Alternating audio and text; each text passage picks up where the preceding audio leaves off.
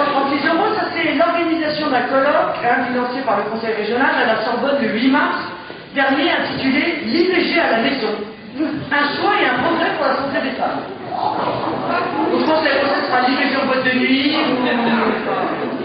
Voilà. Donc concrètement, l'IVG à domicile est pratiquée par un médecin venant faire prendre une pilule abortive à la femme enceinte, et c'est cela qu'on présente comme une nouvelle conquête de la femme. Voilà où on est aujourd'hui. Le Conseil régional, il y a 15 jours, alors qu'un projet pour aider les femmes battues était proposé, il n'a pas pu être voté parce que le Parti socialiste était en congrès. Alors vous voyez, il fallait que ces cellules s'en aillent. Donc les socialistes ont toujours d'ailleurs le sens des priorités. Ils commencent par eux, et puis ils n'oublient pas de donner des leçons de morale aux autres, parce qu'il faut quand même pas rigoler. Alors, 20 millions d'euros pour installer des écrans dans les nouveaux trains franciliens. Je pense que vous auriez les uns et les autres préféré que soit améliorer la sécurité, que éventuellement les trains arrivent à l'heure, qu'on puisse y séconder et y entrer sans avoir l'impression d'entrer dans une poubelle. Eh bien non. Non, vous allez avoir des très très beaux écrans dans lesquels vous allez avoir des belles images, et particulièrement la propagande régionale, puisque maintenant il n'y a plus une seule opération qui est faite par le Conseil régional où il n'y a pas marqué « Ceci vous est offert par le Conseil régional, ceci a été réalisé par Jean-Paul Luchon ». Je proposais tout à l'heure de savoir si on pouvait aussi donner une médaille pour chaque avortement et marquer cet avortement vous a été offert par Jean-Paul Luchon éventuellement. Non mais au point où on en est par la communication, il fallait jusqu'au bout.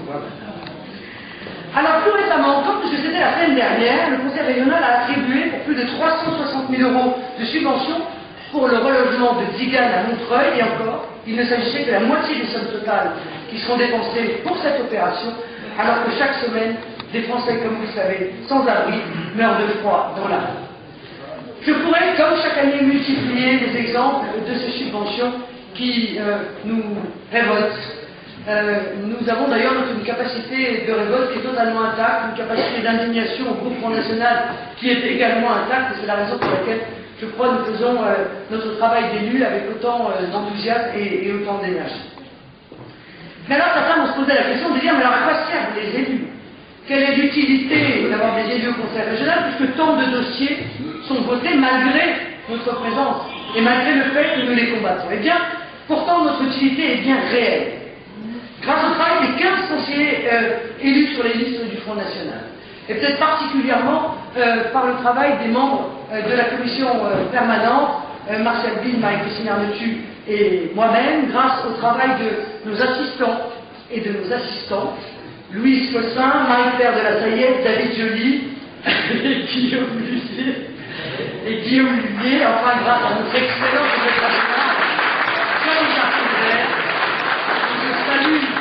dont je salue l'excellence du travail depuis 4 ans, et bien nous constituons au sein du Conseil la seule opposition réelle à l'exécutif socialo-écolo-communiste. Et nous obtenons des victoires. Et c'est de celle-là dont il faut que je vous parle aussi, après avoir fait un petit peu la liste, quelque part, de nos échecs, puisque nous n'avons pas réussi à empêcher le vote des subventions scandaleuses dont je viens de vous parler. Il y a 8 jours, lors d'une réunion de la commission permanente, nous apprenions qu'à l'occasion d'une manifestation scientifique, une somme de 25 000 euros était prévue pour payer les petits fours. Alors, on offre quelques rafraîchissements comme ce soir, soit, mais 25 000 euros de petits fours, alors que nous venions de voter une aide d'urgence pour les sans-abri. Alors évidemment, nous avons pris immédiatement à partie l'exécutif en disant, enfin, écoutez, c'est quand même scandaleux. Et nous avons déposé un amendement pour sucrer cette subvention. Si les scientifiques se réuniront, ils auront le droit à boire un verre, mais on ne va pas dépenser 25 000 euros alors que nos compatriotes d'Île-de-France sont en train de se serrer la ceinture pour offrir comme ça des petits fours en or. Je pense qu'ils sont en or, parce qu'à 25 000 euros, ça c'est quand même très très cher. Et bien grâce à l'amendement que nous avons déposé, l'exécutif a eu tellement peur que l'on exploite politiquement ce scandale que cet exécutif a fait marche arrière et que donc nous avons permis aux contribuables franciliens d'économiser ces 25 000 euros. Je vous signale quand même pour l'anecdote que les communistes ont voté contre notre amendement parce que les communistes disaient d'être politiques.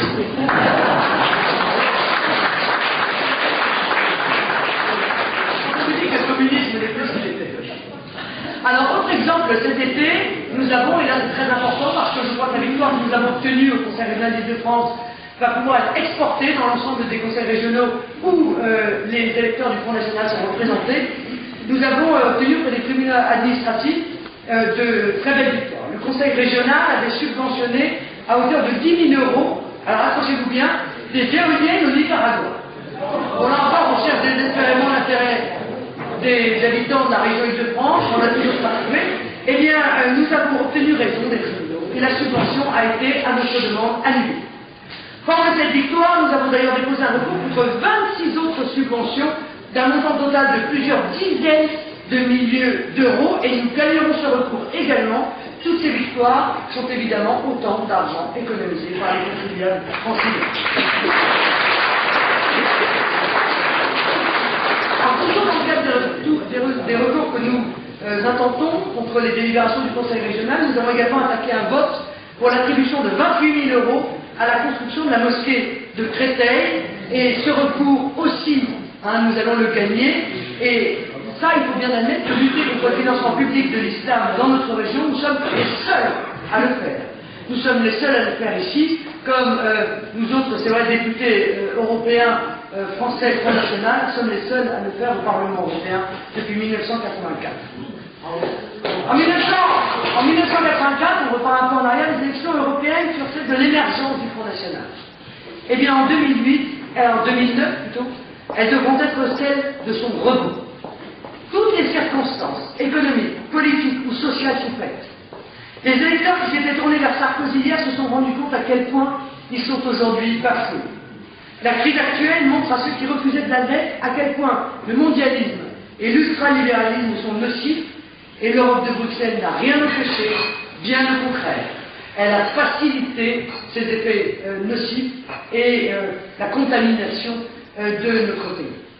Nous avons été les seuls à défendre réellement l'État-nation, ce concept dont on nous disait qu'il était ringard, et qui aujourd'hui est considéré comme le seul cadre efficace de défense de notre peuple, de protection des policiers et des sans-grades.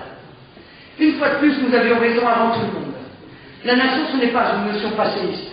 La nation, c'est l'avenir. Et il faudra que nous soyons présents sur le terrain pour faire entendre cette vérité à nos compatriotes. Pour s'assurer que l'Île-de-France ait au moins un élu au Parlement européen, parce que cet élu portera haut et fort nos idées. Cette fois-ci, ce ne sera pas moi qui mènerai la campagne européenne en Île-de-France.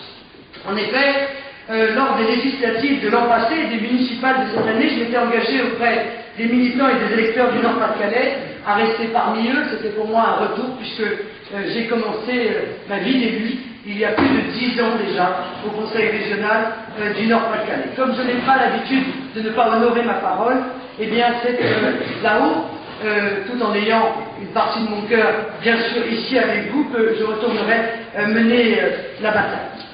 La tête de liste qui sera choisie en Île-de-France, comme pour toutes les eurorégions d'ailleurs, sera désignée par la commission d'investiture. Car je rappelle que ce n'est pas Jean-Marie Le Pen seul qui décide.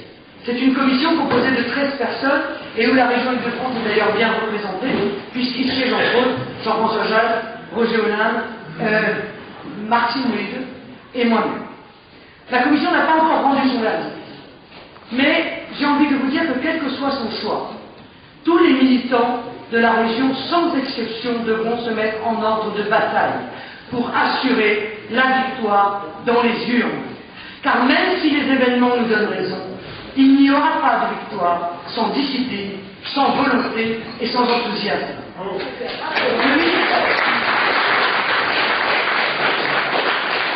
Le militantisme sera d'autant plus nécessaire que les difficultés financières actuelles de notre mouvement nous empêcheront de mener une campagne dispendieuse. Les envois par la poste qu'on a utilisés aux dernières législatives, nonobstant le fait qu'elles nous ont coûté extrêmement cher, étaient en réalité, et on s'est rendu compte, assez peu efficaces.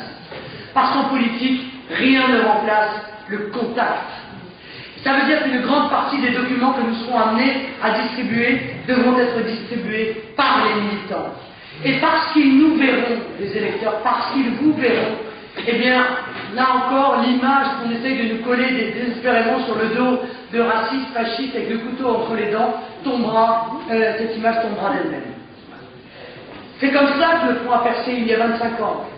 Par cette distribution et ce travail militant, par ce travail de terrain, c'est comme ça qu'il se redressera en 2009. Cette soirée, d'ailleurs, certains signes de reconnaissance pour vous militants qui vous dévouez, pour certains depuis des décennies. Mais c'est aussi un encouragement pour le combat à venir. Et je sais que vous serez présents, car vous l'êtes toujours quand il le faut. Alors en attendant de distribuer nos tracts dans les boîtes ou sur les marchés, et de coller nos affiches, je vois que certains trépignent d'impatience. Alors je vous libère. Vive les nations libres d'Europe, vive la France, vive la France.